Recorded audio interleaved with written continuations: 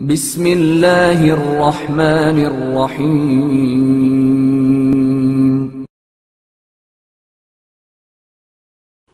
اسراف کی ممانعت۔ ایک شخص امام جعفر صادق علیہ السلام کی خدمت میں آیا اور اس نے عرض کیا، مجھے کچھ قرضہ چاہیے، جب مستطیع ہو جاؤں گا تو آپ کا قرضہ ادا کر دوں گا۔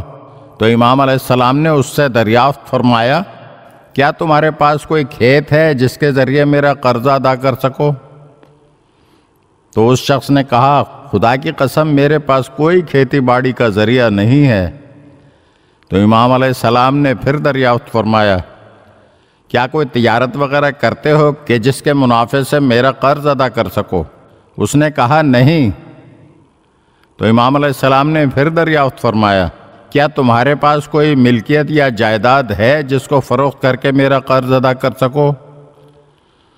تو اس نے کہا، خدا کی قسم ایسی بھی کوئی چیز میرے پاس نہیں۔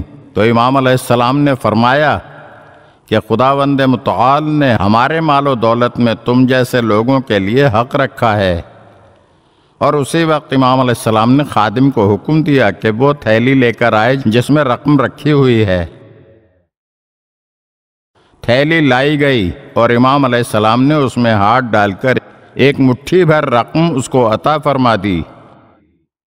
اور اس کے بعد امام جعفر صادق علیہ السلام نے ارشاد فرمایا، خدا سے ڈرو اور اسراف نہ کرو، کنجوسی سے کام نہ لو، میانہ روی اختیار کرو، کیونکہ فضول خرچی اور زیادہ روی اسراف ہے، کیونکہ اللہ تعالی نے فرمایا ہے اسراف نہ کرو۔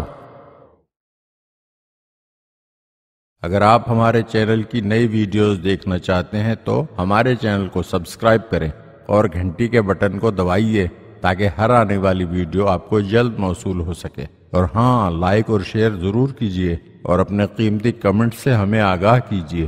شکریہ۔